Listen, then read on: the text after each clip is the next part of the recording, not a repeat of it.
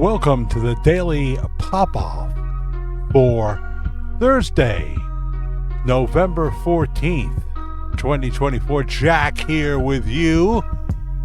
We're planning on being live tonight for Worldwide Ramblings. If you see this promo before such, 10 p.m. East Coast time, US of A. We'll be talking about a plethora of things, including Gene Ho, Pastor Bob Joyce, and the crazy political atmosphere that's going on. But here on the Daily Pop-Off, we like to talk about the current stuff. We like to delve into the headlines, if you will, of what's been making news, what is forming our day-to-day experience. President Trump continuing to pick his cabinet. And I mean, all of his picks have been quite palatable. Marco Rubio for Secretary of State. Marco is well loved and is a seasoned pro. He knows his stuff. He knows what is going on out there, not only in America, but in the world. So, he'll have no problem, I don't think. His colleagues like him very much, and he'll have no problem getting in. They are picking Florida people because Governor DeSantis will do everything he can to make sure that a Republican replaces the Republican that's leaving. He and President Trump are in constant communication. Mike Johnson in the House has been very nervous about them taking congressmen from the House because, you have a much smaller margin of Republicans in the House than you do the Senate, although it's not that small, right? It's not that small. But he's, going to do everything he can to make sure that we are not faced ever with Joaquin Jeffries as being the majority leader in the United States Congress. He's a man without a plan. He's a man of slogans. He's a man of ignoring the press, making a flippant comment, and keep on walking, just like the Vice President of the United States. So, Tulsi will be the director of the Department of Intelligence. I'm sure she will do a wonderful job. I didn't imagine that role for her, but it's something that she is very knowledgeable about, so I can see that it makes sense. Elon and Vivek will be rooting out all the fat in the budget. It's unbelievable, some of the things that we have funded, including drag shows in Ecuador. Thousands and millions of dollars going to the craziest things outside the country than you can imagine, while we are having trouble funding FEMA, while people are starving, while our American cities are burning. And then we've got the Chicago governor and mayor that say they're going to stand in the way of democracy. We got congressmen and senators trying to urge President Biden to sign executive orders to block the will of the people, So I don't think that will stand.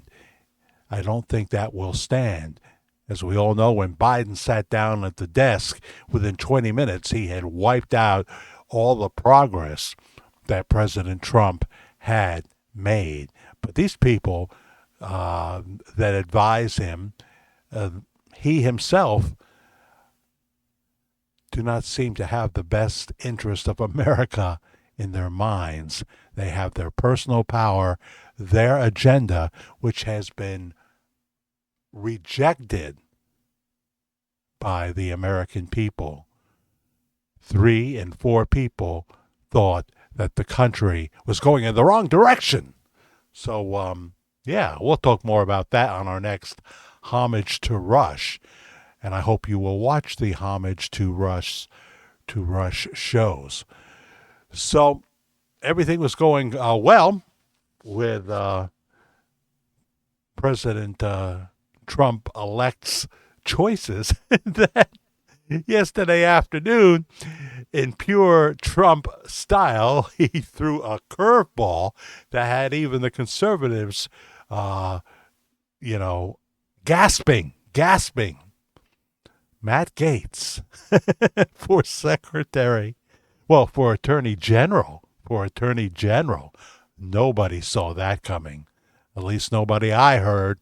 No one got on to say, I bet you he's going to give Attorney General to Matt Gaetz. I thought, well, how about Jonathan Turley? That would be a great choice. I don't know if he'd want to do it. But if you see Jonathan Turley on Fox News, you know he's a wonderful legal mind. He's just a fountain of wisdom, and he would be terrific. Who couldn't say that Jonathan Turley wasn't up to the job? Very few people. Matt Gaetz, who's under investigation in the House, ethics violations, and the report was coming out on Friday from, I guess, the DOJ, but he resigned from Congress yesterday, and that puts everything to a halt. Kind of brilliant, and it also gives time for Governor DeSantis down in Florida to get that election set up. So maybe as early as January 3rd, there can be a special election. And they've got a wonderful candidate. It looks like Lara Trump is open. Lara Trump is open to being the replacement senator in Florida, and she should have no trouble at all gaining that appointment. So that's good stuff. Matt Gaetz. Didn't he give some secrets to his Chinese girlfriend? He is abrasive. He had a lot to do with the downfall of Kevin McCarthy. I remember watching that vote there in the House, and he was just sitting there, and no one knew what he was going to do. And they had already had 3 or 4 attempts at trying to get the speaker confirmed, and he just sat there, and people were yelling at him. Senators were yelling at him. I should say congressmen were yelling at him. So he is interesting Spitfire. He has made it clear that he detests the weaponizing of the DOJ, and that they all should be held to account for it. So this was like Trump saying, okay. Now he'll keep him under fairly tight reins, of course, but the idea that he can get confirmed, you've got Republican senators saying, oh no, there's no way that would ever happen. So this is the crazy time we live in.